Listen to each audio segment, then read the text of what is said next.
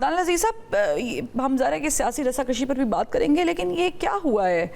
کہ ایک کے بعد ایک ایسا واقعہ پیش آ رہا ہے، چاہے وہ قومی اسمبلی میں بیٹھے نون لیگ کے لوگ ہوں، شزا فاطمہ صاحبہ جو کہ آئی ٹی کی وزارت رکھتی ہیں، وہ ایک بل لے کر آتی ہیں، وزارت قانون سے پاس کراتی ہیں، پھر اس پہ وضاحتیں دینا پڑتی ہیں، جب وہ میڈیا پر آتی ہیں رؤف کلاسا صاحب اس کو خبر کو بریک کرتے ہیں، پیپلز پارٹی کے کچھ لوگ پلوشا شاہ جیسے اسٹینڈنگ کمیٹی میں اس کے خلاف بولتے ہیں تو وہ معاملہ سامنے آتا ہے۔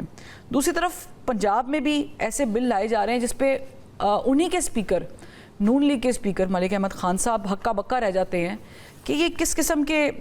بل ہیں جو بغیر ڈسکس کیے لائے جا رہے ہیں۔ تو یہ نون لیگ کی گورنمنٹ صوبے کی ہو یا وفاق کی، کیوں ایسے بلز متعارف کروا رہی ہے؟ جی، اس میں واضح طور پر میرے خیال میں جو ہمارے پاکستان کی انتظامیہ ہے، لوگوں کو اصل میں اندازہ نہیں ہے کہ وہ کتنی حد تک اثر انداز ہوتی ہے سیاسی جماعتوں کے اندر۔ در حقیقت جو ٹیکنیکل کیپیسٹی ہے ہماری سیاسی جماعتوں کی، وہ نہ ہونے کے برابر ہے،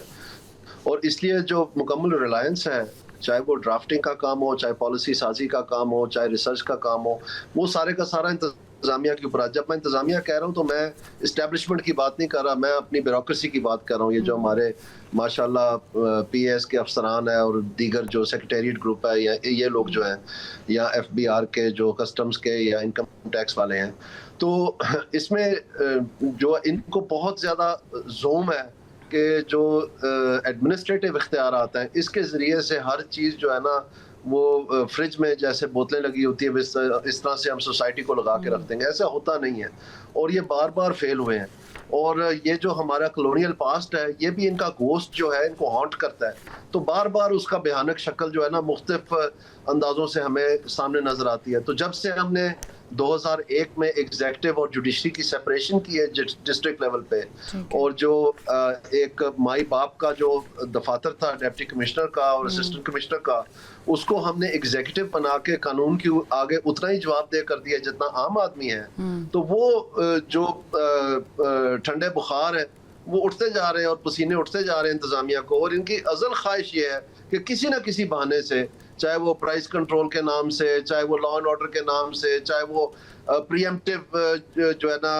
کنٹرول کے حوالے سے، یا کوئی فیئر فیکٹر، یا اس طرح کر کے مختلف انہوں نے سوشل کنٹرول کے نام دیے ہوئے ہیں، ریشنلائز کر دیں، اسٹریم لائن کر دیں۔ جی، یہ بڑی خوبصورت انگریزی ہے۔ بیسکلی کیا کہہ رہے ہیں کہ ہمارے ہاتھ میں ڈنڈا واپس پکڑائیں اور ہم قانون سے بالا تر ہوں، کیونکہ ہمارے پاس جج کے اختیارات ہوں۔ تو جج کے اختیارات جب تک جوڈیشری میں رہیں گے تو پھر یہ بھی وہاں جواب دہ ہوں گے، اور پولیس ان کے پاس تھی جج کی حیثیت میں، نہ کہ ایک ڈپٹی کمشنر کی حیثیت میں۔ وہ ڈپٹی کمشنر تو ایک ریونیو آفیسر ہوتا ہے۔ تو یہ بار بار کوشش کرتے ہیں مختلف طریقے سے۔ اب سیدھا سیدھا یہ جوڈیشری کو یوسرپ تو نہیں کر سکتے، اس میں جوڈیشری بیچ میں آ جائے گی۔ تو ان کی آپس کی جو سیاست ہے وہ در حقیقت پاکستان کی، آپ کہہ رہے ہیں کہ ایڈمنسٹریشن لیول پر یہ آئیڈیا پریویل کر رہا ہے کہ آپ نے ڈنڈا ہاتھ میں پکڑ کے